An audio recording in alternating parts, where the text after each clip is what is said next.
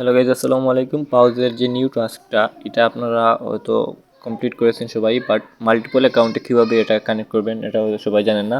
তো আজকের ভিডিওতে দেখাবো কীভাবে আপনি ফ্যান্টম ওয়ালেটটা মাল্টিপল অ্যাকাউন্টে, মানে যারা পাউজে 10টা 12টা করে অ্যাকাউন্ট ক্রিয়েট করছেন ওইটায় এটা কীভাবে কানেক্ট করবেন। তো আপনি প্রথমে প্লে স্টোর থেকে এই ফ্যান্টম ওয়ালেট লেখে সার্চ করে এটার অ্যাপটা ডাউনলোড করে নেবেন। ডাউনলোড করার পর আপনি ফ্যান্টমে ঢুকে পড়েন। আমি আগেই ডাউনলোড করে রাখছি। এখানে ঢোকার পর ফার্স্টে একটা অ্যাকাউন্ট খুলবেন। আপনি খুলে মেইনটায় যেটা আপনার পাউজ আছে ওইটা কানেক্ট করে নিলেন। দেন আপনি যে সেকেন্ড অ্যাকাউন্টগুলো আপনার আছে এইগুলোতে আপনি কীভাবে কানেক্ট করবেন।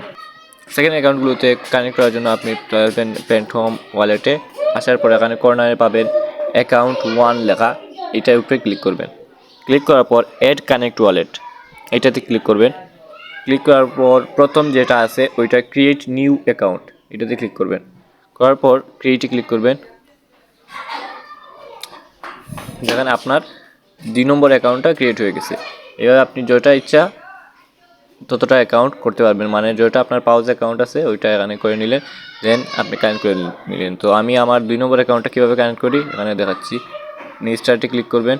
ক্লিক করার পর ফ্যান্টম অপশন ক্লিক করবেন। এরপর কানেক্ট ফ্যান্টম ওয়ালেটে ক্লিক করবেন।